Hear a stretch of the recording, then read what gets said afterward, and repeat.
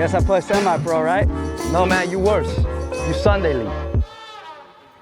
All right, hello and welcome to the Sunday League podcast, your home for all things MLB and Fantasy Baseball, presented by Small World Media. I'm your host, Thomas Helms. Got Cale Davis and Casey Moore on with me today. No James. He's probably at Disney World. Fake. I don't know where he is. He's at some girl's birthday party. Some 12-year-old's birthday party with Wander Franco. Whoa. Anyways. Oh, God. We cannot put that out there. I'm sorry, I'm a little on edge right now. Just to give everybody a little insight, currently I am down 15 points to James in the fantasy championship. Lance Lynn just gave up 2 runs, which is fantastic for me. You're telling me there's a chance. You're telling me there's a chance. I had a 140-point lead on Thursday. The next 2 days, I had 5 pitchers go, and that 140-point lead turned to a 30-point lead. And then today, it was a 20-point lead, and James had 6 pitchers go, and he's only up by 15 at this point. I had 2 guys go, and my voice is cracking like I'm 12. So, anyways. Watch out. Oh, I'm shaking in my boots right now. Because if I win this, I will Taking your family to Disney? I will streak in the streets. Yeah, with the little bit of a pot money that we're getting. But I've got Max Muncy and Matt Olson still hitting. A little bit. So if one of them, if you don't want the pot, I'll keep my buy-in. I'm taking the pot. I'm taking the pot.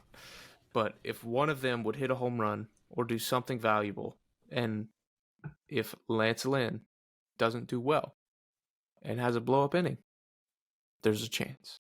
So that's all I'm hoping for. I'm a little on edge, but we will find out. I'll update everybody on the Instagram tomorrow, or I might make Cale do it because I'll probably be drowning in my tears.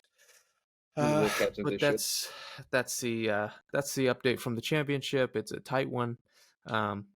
It's been exciting. It's been fun to get to this point, but it's the past couple of days has been a little rough. A little rough on the Helm side, so we'll say it's going to be nice to have a full night's sleep for the first time in 3 months. Not waking up at 3 a.m.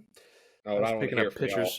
I was picking up pitchers 4 days in advance to beat James to him because he usually does that. And then I've been doing this for the everyone whole year. I get that's playing the Oakland A's or the Detroit Tigers decides they want to have a horrible start. So just my luck, and then James picks them up and they get 40. So it's fine. Whatever. How's the championship week affecting the marriage life? Not great. Marriage life is fine. Work life, probably not so much. I've just been on it all day. Anyways, yeah. Probably gonna get fired, but hey, it's okay. Once you win this pot, I mean that's a work. That's a week. If I get $200, I'll take it. You know, that's enough to get me by for a week or two. To this podcast. But I'll mention it to Dina, and she's like, "Wow." I'll be like, "Dina, I'm winning the championship right now." And she's like, "Wow, cool." My life. That's the best I get. So, I did pray in church this morning that James would lose. So, nice. You played, the game. I didn't sow my seed, but we'll see. God can work miracles, so yes, he can. Third place is nice. Anyways, yeah, I was gonna say, what's the third place game looking like for you guys? So the real championship, we would both be beating you. Yeah, the real championship up here. All right, hold on. Let me pull up the league matchup. So Casey right now has like 2 guys going right now, hitters. Oh, sure. I haven't looked at it. He's got 827 points. It's cute. I've got 847 points, and I've got a pitcher still going. So yeah, as long as hell doesn't freeze over, I'll be in third, and we would both be winning the championship this week. So that's just kind of how mine and Casey's season's gone. Because it's 811 James to 795 Thomas. Trash cans. But yeah, third place is almost set. And if you finish third place, you get a nice little handshake from me. So congrats. That's all I care about. I play for the love of the game. It was never about the money. You play for the respect. I play for the respect. Put some respect on my name. I'm gonna put on my tombstone. Sunday League Hey, third I mean, place. you did jump from 6th place to Yeah. what? 3rd. Were you in 6th last don't year? you dare! Oh Who yeah, was- 100%. Yeah, 100% he was never last in year. third. Yeah. Don't He go that is- high. He was never in Yeah. third. Well, he's about I to came be. in second the first year. He's about to be in 3rd. Yeah, Yeah, first year didn't count. last year I didn't draft my team because I was inebriated Not during committed the because draft. you're not committed. I had my best friend's. I mean, I love y'all to death, but I've known this guy my whole life. His wedding. What's it called? Bachelor party. Bachelor party. So yeah, I was in Charleston. I drafted 3 players, Miami though. and then couldn't really talk too much anymore. So they drafted Javi. They drafted Javi Baez for me. First overall, yeah. that's steal. That's a Yeah. steal. Yeah, I forgot it was 2014. Yeah. He said, "Give me Max Fried." That's all he cared about. Yeah, I didn't get Freddie. I got Acuna last year, which was trash can, and I think that's it. I don't remember the other 2. Yeah. Sorry, Mom. Yeah. Yeah, and then last year I lost to James in the ship, so if I do it again, it's going to be sad. But I'm proud of you, Kale. I will say I'm proud of you. You did. thought you might have learned your lesson because the reason why you lost last year is the same reason you're going to lose this year. Trading with them. The reason I lost this year is because... Oh, don't even get me started. Okay, 100% Felix you're a Bautista, backstabber. Shohei Ohtani, and Sandy Alcantara lost all got Shohei, hurt too. in the last 2 weeks. We've lost Shohei, all too. experienced injuries, don't we? Even It was just the I didn't have timing Max of it. Fried for 2 months. Well, you had him now. No, Anyways. I don't. He's on the IL. Well, you had him for the first playoffs. Nope. Anyways, but Hey, Yeah, Lacey, you got any we all thoughts? still love each other, allegedly. well, I think if James wins, as another celebration, we give him the passcode and the password to the IG account to make a post. Absolutely I'll not. quit. It won't Absolutely last not. more than 2 weeks. It'll be 6 posts in one. Yeah, it will last 2 weeks. It'll be has Every word will be spelled wrong, and the grammar will be the 3rd grade level. Yeah, there's 0 chance. I just No gave shot. Casey the passcode and stuff, so you'll be seeing a lot of Rays bull crap. No, I'm not biased. Okay, you're by far the most biased person I've ever met in my life. Oh my god! Says the 2 And Braves it's for the guys. Rays and against the Braves. That's all he Listen, cares. I don't want to hear this crap about bandwagon. I've been a Braves fan my entire life. I cried when they won You know the what I series. think it is that Just for just Graham gets me about Braves fans, especially maybe you guys, is Nope. you can't even root for a team that's in your own state. Like There isn't a team in our own Yeah, state. what are that's you the talking point. about? You can't ever say that you're loyal. You can't ever say, "Oh, I'm a hometown boy," anything like that. And you won't ever understand what it's like to really put a city on your back. You know. I'm sorry. What? How many World Series do you have? They haven't put anything on their back other than 14-year-olds. I'm That just is saying. blasphemy. Like you don't. The Braves are the team of the South. Yeah. So you Yeah, can say that to Carolina's not even people. in the South. Oh, you're from Florida. That is Florida's not not the the South. South. Florida's its own Southeast. entity. That's a retirement home for the Yankees up north. It is. That's why we can't get any fans. Yeah, Everybody that exactly. works here That's is- the problem. I may quit after that comment. That is atrocious. You're the panhandler. Firing you up for this episode, man. Look, I don't need any more firing it up. Yeah. I just need Matt Olson to go yard. Well, next, Anyway. So let's Whatever. get on to some real Just- topics. After that, last Lord have week. mercy. Father, forgive him, for he Also, knows you not need to what he get- does. I know we're not Catholic, but you need to go to confession after that one. You need to go pay your indulgences. Go do what's the? If you don't know what that means, do your church history. I'm a terrible Christian as well. What's it? Where you eat the crackers and the wine? Communion? Communion. you need to do communion. Listen, I had a dark moment. Okay, Brother, when's the last time you went to church? freaking yeah. Africa? Okay, don't you dare. That wasn't church. I watched them.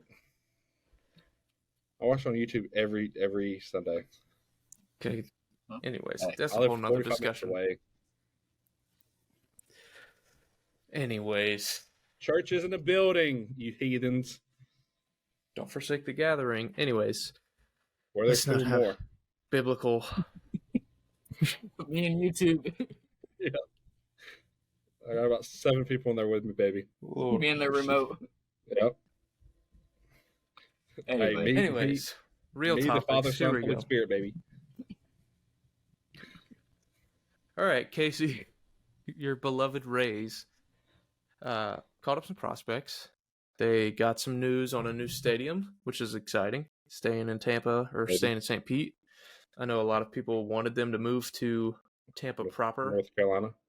but I also saw a lot of people were just happy that they're staying in the area rather than moving to Orlando or anywhere else. So, give us your quick thoughts. Kind of let you take the reins on this one, and we'll follow suit. Yeah. Take a nap real quick. I think obviously most important thing they're staying in Florida. Definitely staying closer to Tampa, obviously. So it's always good to hear that we're not doing the split city thing in Montreal. We're just relocating to a different state. Obviously, I think baseball can flourish in Tampa. Maybe not so much in St. Pete. So I'm disappointed that they did come to the conclusion of still staying in St. Pete.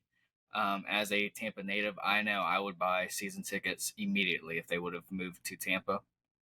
Just simply because I think it's going to do good for the first couple of years, but I think it's going to be another one of those Marlins situations where you build a brand new stadium for the first 1 or 2 years, even if they're good or bad. You're going to get a lot of people just because it's new. But then I think it's going to fall off again. I think people are going to get tired of it. There's just so much that you can do in Florida, in Tampa, all that kind of stuff. It just what? A lot of drugs. Yeah. Well, that's Miami, but anyways, Florida man for a reason. Just the transportation, is obviously tough. I know that's always an excuse that you hear from a lot of Floridians, but I mean, if you look at it on a map, St. Pete is literally like a island itself, and the only way to get there is through four bridges. All those bridges, they get crowded, especially when a game's at 6:40 p.m. 5 o'clock traffic to get over those bridges is just a lot of stress.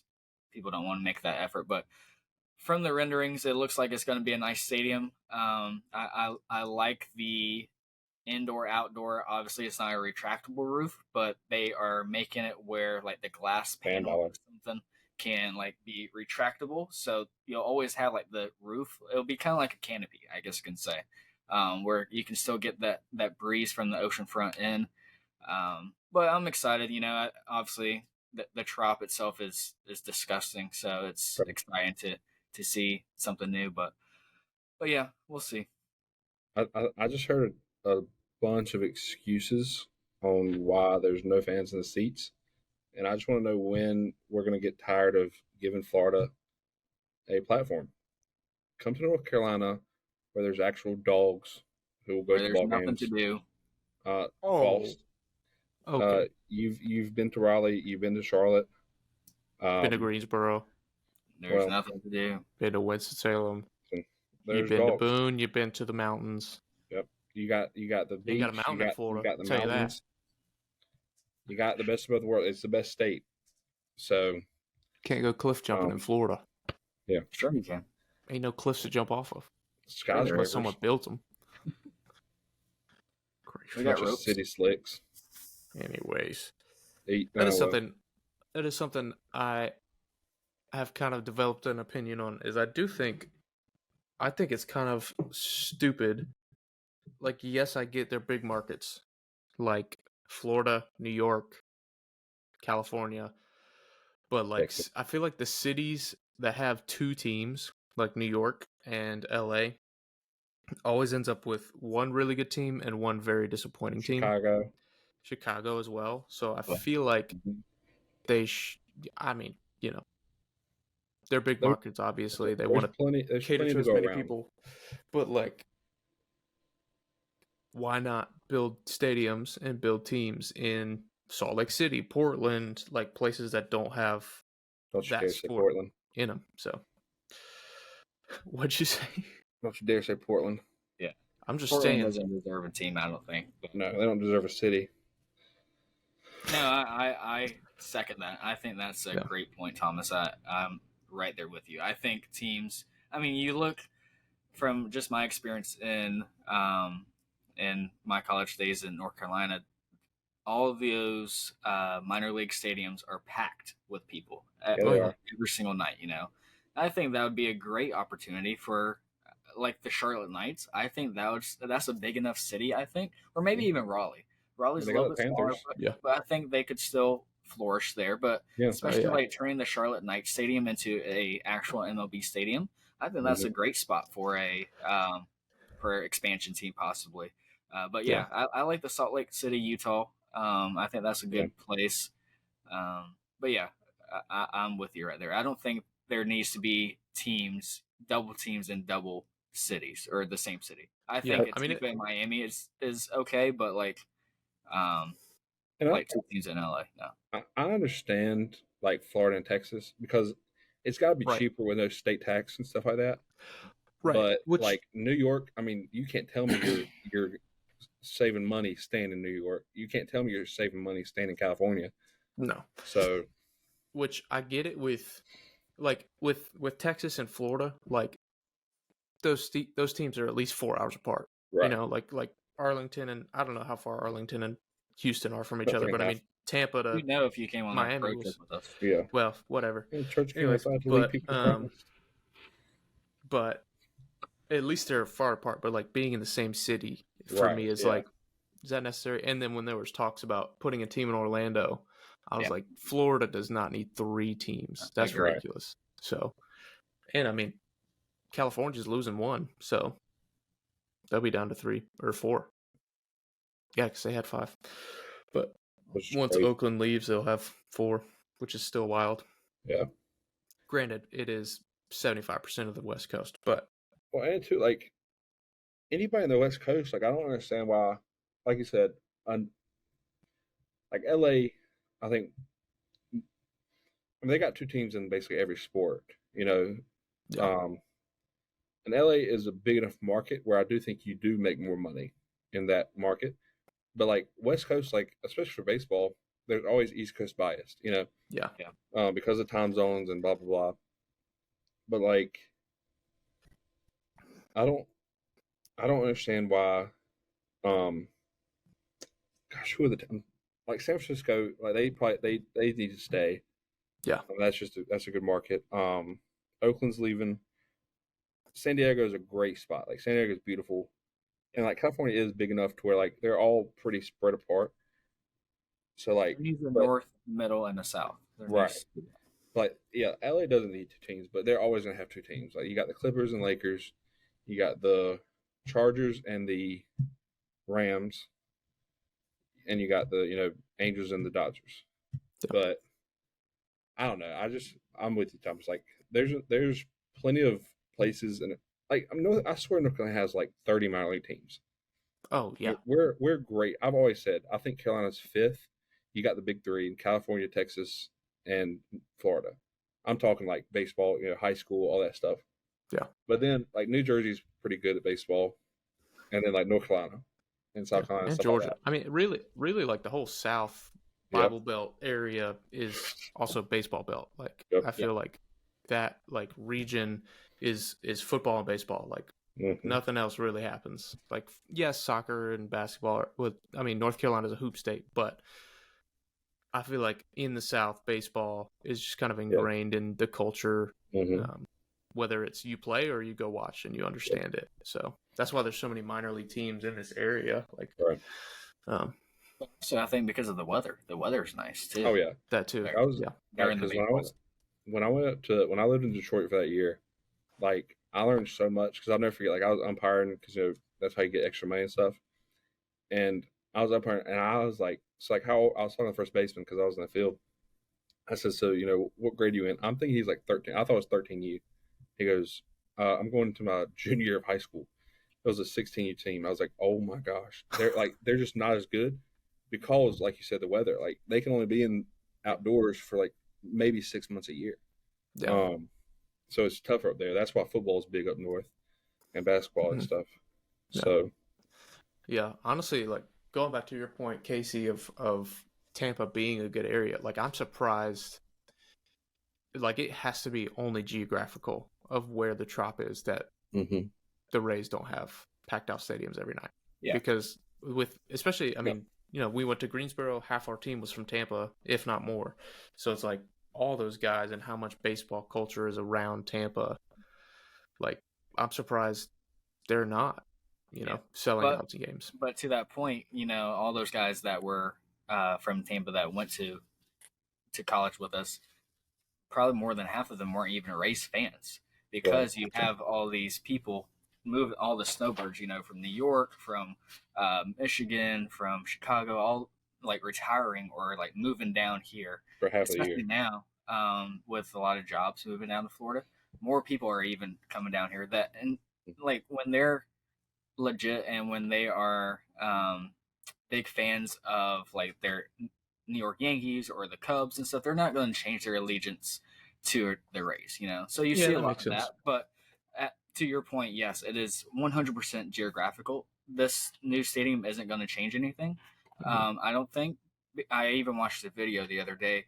It said with a stadium in St. Pete, you can attract 600,000 people to the stadium. If you put a stadium in Tampa, you can attract 6 million because of the surrounding locations and stuff in Orlando, Lakeland, all that kind of stuff. People from Orlando are not going to drive from Orlando through Tampa to cross a bridge to try and get to a game in St. Pete. It's just not going to happen, But I mean, even to that point, like if I live in Tampa, but I'm a Braves fan, and I can go to Rays games every night of the week, I'm going to do that. Like if I have that opportunity and I love baseball like that, I'm going to go to those teams and go to that stadium, whether it's my team or not. Like I'm going to go watch games. I mean, it's the same as like when you're in North Carolina, you go to minor league games just because that's baseball and that's what's there to watch. Like you don't care who it is. We don't care what affiliate it is. We just went to go and watch. Yeah. But I think also with our generation, there's not much of those people left. I mean, there's very far and few between people, I think, these days, especially from a baseball community, that are like that. I mean, I think we are great. I would do that. I mean, I was invited to go to the Braves game, against the Nationals, like the last week of the season. Like, do I love the Nationals? No. I think they're one of the most boring teams to watch. Do I love the Braves? Absolutely not. Hated with the Diamondbacks. But I mean, to go experience a stadium, obviously that I've never experienced before, and during that road trip that me and you took, Kale, besides this other person, like we didn't go and try to see the best games possible. We just try to go see these atmosphere. What's it like in these other stadiums and stuff? What's different from what we're used to at the Trop or these minor league games that we go to, wherever we're used to watching baseball games. So yeah, I think the love of baseball from a fan standpoint hasn't been there in a few years, but now maybe obviously with the new rule changes and stuff this year, it seems like it's really starting to kind of come back maybe. Yeah. But yeah, it's the love of the game, the true love of the game, I should say, is not there. I don't feel like from a fan standpoint as much. But, yeah. So as much as they say they're trying to fix it, I swear they're because blackouts genuinely make me furious. Yeah. So I don't want to hear how much they're trying to, raise the game. Yeah, which I mean, and their argument to that is the new schedule of like everybody plays everyone. So if you live in Oakland but you're a Rays fan, you get to see your team every other year. It's like, but does that really solve the problem? No. So I don't know. We'll see. Hopefully they change that, and hopefully they actually make a difference and see that they could grow the game even more if people could actually watch the teams that they like. Right. So. But even to your point, Casey, like I do see like there are people like us, like we love baseball, and like I went to Chicago a couple months ago and went to No, what? watch the Reds to watch the Reds and Cubs when both of them were trash and under 500, and then went and watched Milwaukee versus San Francisco when Milwaukee was also not doing too hot. So it's like I just wanted to go see games and see those stadiums and experience that, which Wrigley was awesome. And so like that's also like a dying breed, I guess, of like I wish people would try to do that more, just of being excited about watching baseball. So Yeah. hopefully we'll get there. Yeah, even like teammates of ours in college, like I was so surprised to see like how many baseball players didn't even watch baseball on TV. Yeah. Like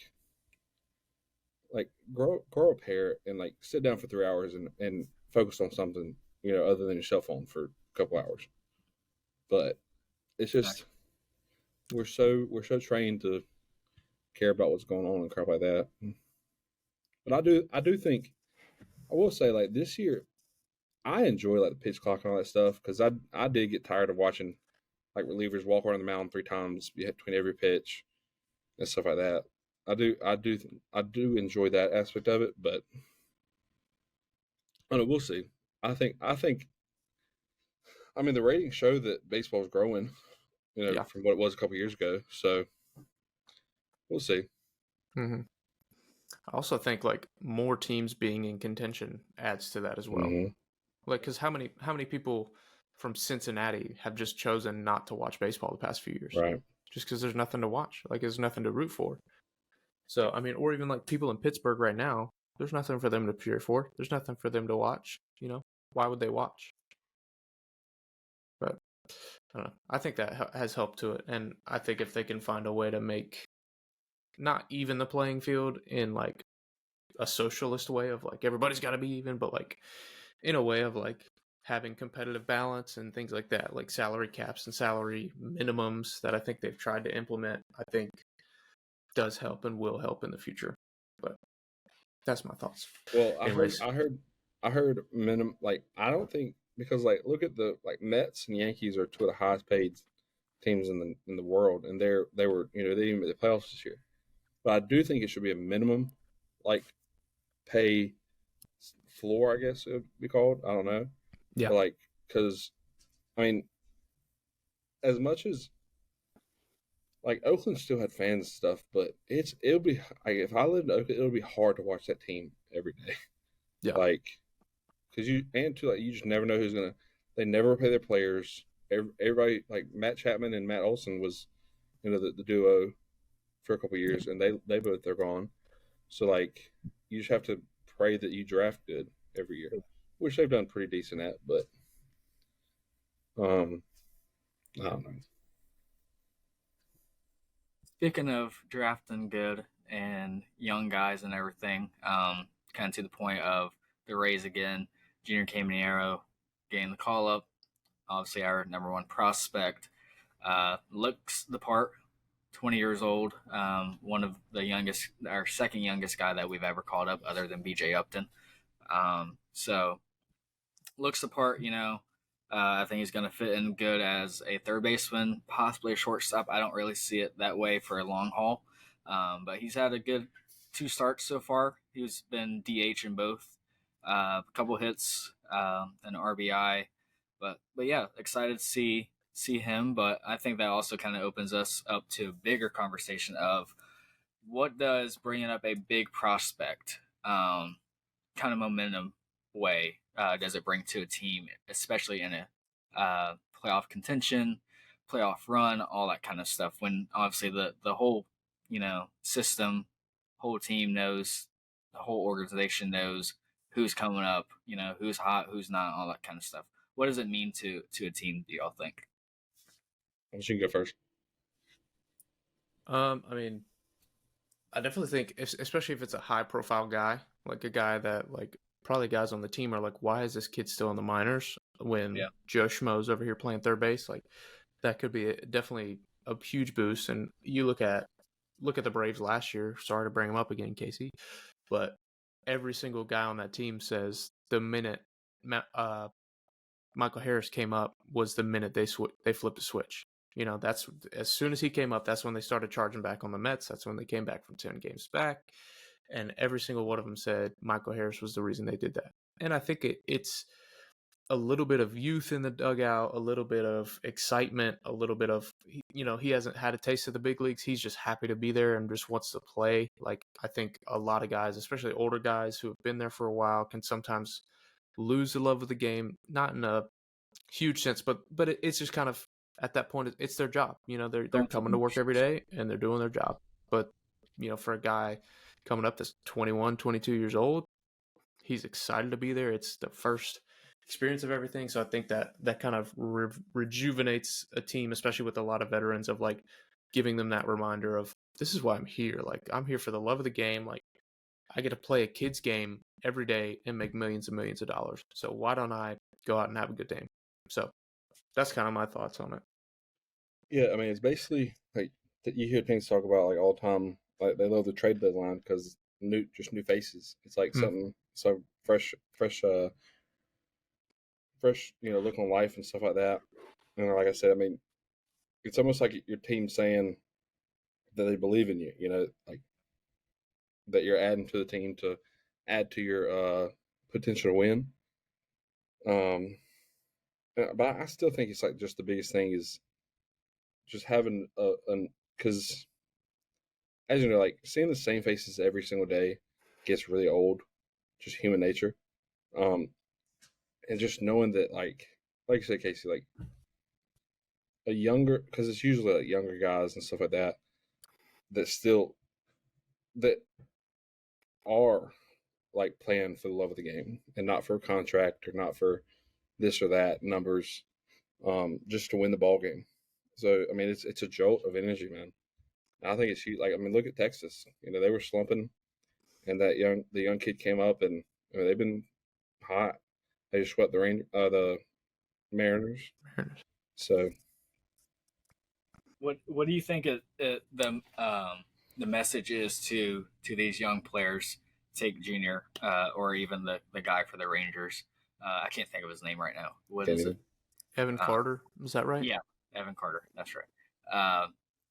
What's the message as like a GM or like a manager? Obviously, you know your team is going to make the playoffs, or you're pushing for a playoff, and obviously you're bringing this kid up for him to produce, obviously, because you think the team is going to be better with him. He's not just coming to fill the 25th man.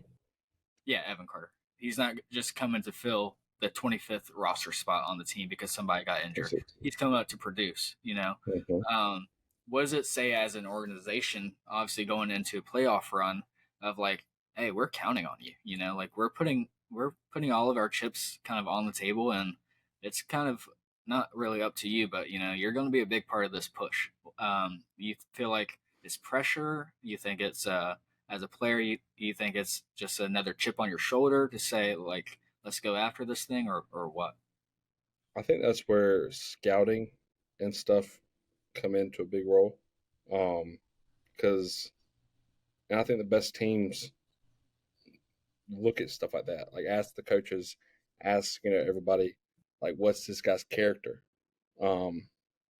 Because some people love the spotlight. Like, I mean, not to talk about myself, but like, I'll never forget my senior year.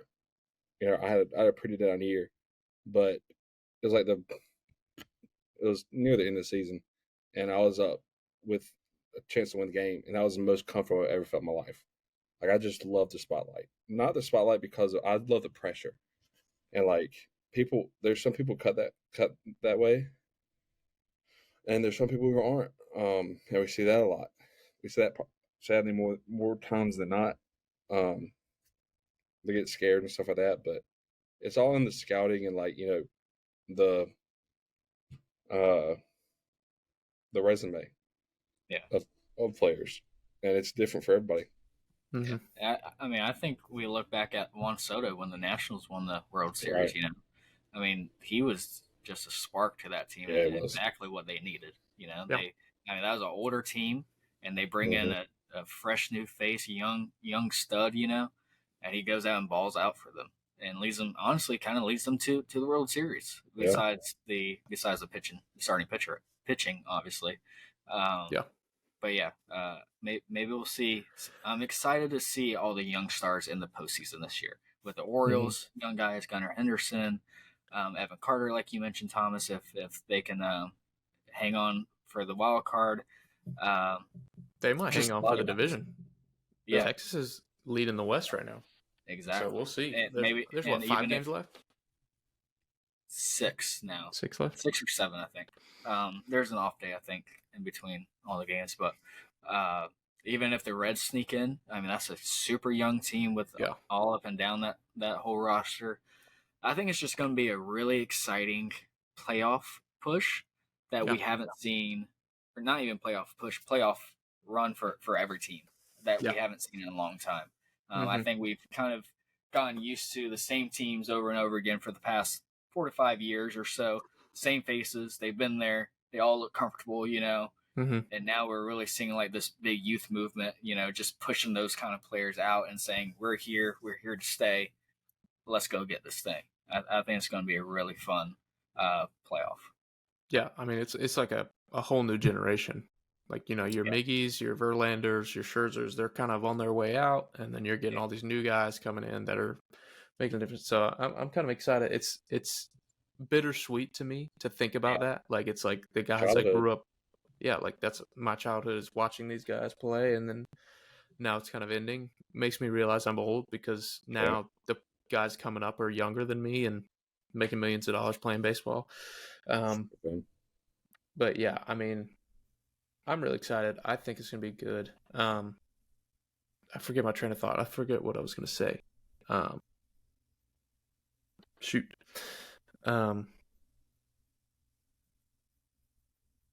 Young kids coming up.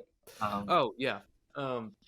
I think going back to your original question, kind of like what's the approach as a manager, as a GM, you got to know that kid, but also like it's kind of, if you come up and the guys are like, hey, you're our guy, you're our missing piece, like that kind of is a jolt of adrenaline. Like, all right, I'm going to go out here and be the guy right now to do that. And I think for a lot of these guys, that's their mindset and that's the way they operate. And so, they're competitors, they're young, they want to win. A lot of these guys come from high profile schools. A lot of guys have played in College World Series and things like that.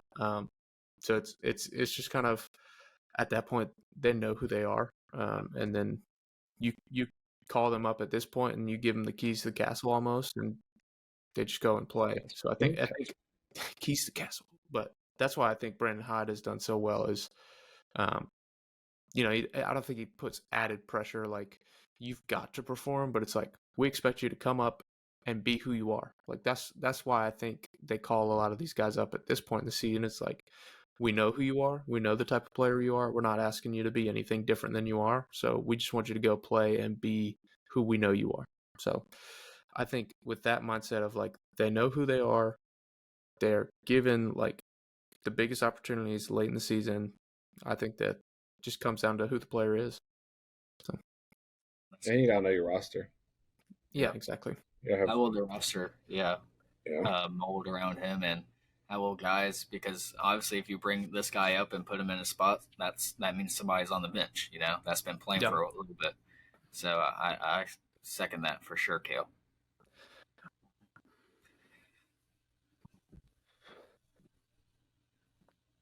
Yeah. So, I mean, I think that'll be good for both the Rays and the Rangers. I think at this point, the Rangers are, one game up in the West now? I think they're 2 now because the Astros just got swept, and then they obviously just swept the Mariners, so they actually might be 2.5 now. Oh, yeah, they're 2.5 up, and then Seattle's a half game back from Houston. So, I mean, in a strange, weird world that would be, there is potential that Houston gets knocked out after winning the series last year. And just like their whole, almost, I don't want to say, I'll say dynasty the past 5-6 years has been, they've been in the ALCS all 5 of the last 5. Is that right?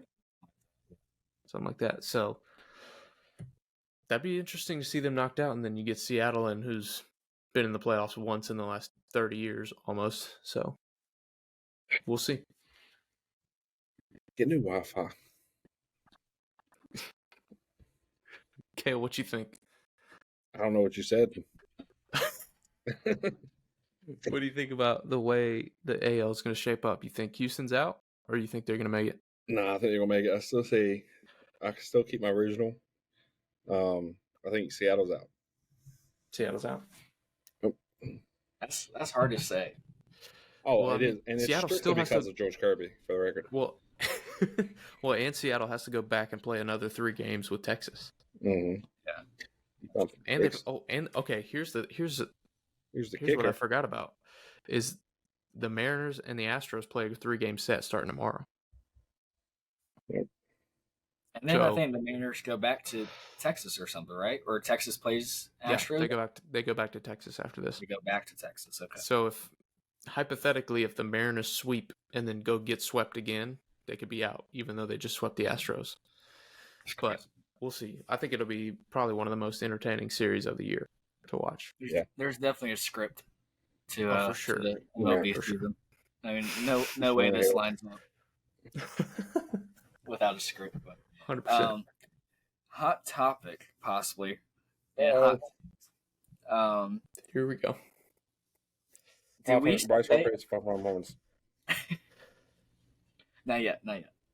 Do we say the Astros are the biggest chokers of like the 2010s, I guess you would say? Or do we say, or is it the Dodgers? Or, I mean, Yeah, it's definitely not the Rangers. Like, I wouldn't say the Rangers. because I mean, and too, the 2010s is a little. I'd say like the past, because they didn't make it till 2017. Yeah, so what would you call it? The 2015s? Yeah, these past 10 years, I guess. But The past decade. Yeah, maybe. I mean, they got how many rings? They got 2 rings, right? They got 2 rings, but they've been to the World Series in 17 when they won, 19, 21, 21. 22. Yeah, so they've been, so they're 50%. I still say, But they made it to the definitely not. ALCS, like you said, Thomas, all those times. Yeah. For the past 5. I would say definitely no, because people don't realize, like, you've got spring training, which is 30 games. Ish. I mean, it's a long season, and to continuously make it deep into the playoffs is so hard. That's why you can talk about the Braves are going to in the 90s, but like to continually have success year after year after year is the most impressive thing for me. Where most of the time, you've got this fresh team who didn't make it last year and has just got hot at the right time, like the Phillies, the Nationals. So I think that's the most impressive thing. So yeah, I definitely wouldn't say they're chokers, but like, I see where it comes from, but yeah, no, I don't know. And it was for a lot of those years, it was with the same team. Yeah. Springer, Correa, Altuve, Bregman. Yeah. I think that kind of speaks to also, though, having a core on a team. You really need a core of either young talent or just a core group of guys that are slated to be on a team for 4 to 5 years. Yeah. Maybe if you could go longer, like the Braves. Obviously, the Braves are set up for success for years to come. Yeah. But I mean, I think it also speaks to the Astros and the Braves do this too as well, bringing up the young talent from the home. Yeah. From inside the organization, playing together ever since single A, then double A, triple A. I mean, you've grown to know these guys. You've grown to win with these guys, and you just continue that into the majors, and then you just add those little pieces that are needed, like the Matt Olsons, Sean Murphys, all that kind of stuff. But yeah, so and I think that's why the Rays and the A's and teams like that just they'll always be good, but they can never get to that moment. They can never raise that trophy because they're just Not dogs. and experience. I wouldn't say that they're not dogs; they're just Not dogs. inexperienced Not dogs. altogether. So It's cats. now, Meow. granted, when the Rays made it to the World Series, both of their years, they played like two of the best teams that's ever been created. Oh man, Oh my So, one of those gosh. was a fake year. Still a great team. Never happened. Doesn't matter. I don't know. It does kind of, for the Astros, it does. It's a testament to their core, and it even going out last year and winning without Correa after he leaves was a big deal, I think, and kind of proving who they are and what they can do, and especially with Dusty, I think I really like that to see them kind of, especially after all the scandals and all that stuff. Like, yeah, I mean, they've had what 2-3 managers since then, and have still been that good. So it's just a testament to that organization of being able to win and being able to play and those players. So Yeah, 2 managers. Always Adrian Hinch and Dusty. old Dusty, Just those two. Dusty with the gloves. Old 2 glove Dusty. Yeah. Okay. Anyways, In a wild card. in a wild card, yeah, that's wild because there's still 8 different teams that could make it out of the NL. The Padres have a chance. They got Oakland and Kansas City. Yeah. So I mean, Kansas City's been playing spoiler the past week, so we'll see what Just for your happens. team. Well, and for the Astros, so whatever. But See, I'm still sticking with my San Phillies. Diego's 5 games back. San Francisco, Diamondbacks, San and Francisco's Cubs. 4.5. That's my Same. Cincinnati's 2.5. Miami's 1. Chicago is the last team in. Arizona's got a half game lead, and then the Phillies are 5 up. So Phillies are pretty much a lock at this point. Have they clinched yet officially? I don't think so. They probably they have to got win. They got to win. Their magic number is 1. But Mas. yeah, I don't know. We'll see. Si se puede. Let's see. Chicago, who they got left? Chicago's got 3 against the Braves, which could go bad, and then 3 against the Brewers. And then Arizona's got 1 more against the Yankees, 3 against the White Sox, and then 3 against the Astros. So Arizona may be a lock at this point. Miami's got 3 with the Mets and then 3 with the Pirates. So I still put my chips on Miami getting in. And then Cincinnati, Guardians, and Cardinals. Yeah, they do. So that could go either way. And then San Francisco has Padres and Dodgers. So honestly, I'm going to say San Francisco probably doesn't have a chance, especially they're just not that hot right now and doesn't seem like anything's going. And then Padres have Giants and White Sox. So, I mean, there's still a chance for, I think, 4 out of those 5 last bottom teams. So San Diego's got to stay hot, and they got to pretty much win out to make it, and everyone else has to lose. But all I'm saying is all 6 of my teams that I picked are in it right now. So hey, congratulations. Won't be for long. I'm a genius. All right, yeah. Next. Skip. Yeah. I mean, I think that's kind of all I've got. Next. Y'all got anything else to chit-chat about? This kind of, we're just wrapping up the season. Teams are clinching. Teams are starting to rest their guys. Yeah. You're the same as us. You're 2nd place. Shut up. You ain't first, you're last. Score Screw update. you, James. Yeah, freaking. You're still losing. Score update 820 to 970 or 799. So still need Max Muncy to go yard. Still need Matt Olson to hit a grand slam. Still need the Lord to come back. Pretty much. That's all I'm waiting on. Because, I mean, if Jesus comes baby. back before this game is over, we'll never see. We'll never know. I guess we'll never know. Gotcha. Anyways, Yeah. y'all got anything else? That's all I got. Hot takes. Yeah, we can. Braves are trash. No misinformation from Casey today, so I guess we'll get out of here unscathed. Yeah, Braves are just Hey, trash. Other than what? Braves are trash. Yeah. Just blasphemy. No misinformation, though. No. I mean, Matt Olson's hit 500 home runs this year, so according to Casey. Close to it. Has a 5 Anyways. in it. Might as well. Well, Next week we're going to talk about who's better, Freddie or Matt Olson. good The grief. whole hour. That would be hot takes. Yeah, we might we have need to do that. We might have to do that in the postseason. We need to start arguing more. Once the season's being so over, agreeable. once it's Braves Rays in the World Series and the Braves win, we'll talk about that. Braves O's. That's my take. Really? You're not even going to bet for your own team? No. Dang, you're No fake. chance. Fake fan. I mean, Anyways. I pray that they will, but I Praying also for the pray wrong for guy on that one, buddy. We'll see. 6-foot kids, but I know that ain't gonna happen. Well, you can adopt mine. For those who don't know, Casey's 5'4". 5'6". 5'5". Yeah, or whatever. Anyways, half. make sure you follow us on Instagram, like, comment, subscribe on YouTube. Please. Find us anywhere you get your podcasts, Spotify, Apple Podcasts. You know the drill. Give us a like, give us some comments, let us know what you think. Kale, you got any t-shirts left? Again, if you call them t-shirts one more time. You got any hats left? Yeah, a couple. I was going to Got a send a couple. picture. Make sure my boy bought one, and he wore it to Gatlinburg, Tennessee. So, rep him. Come on, rep the Come on. set.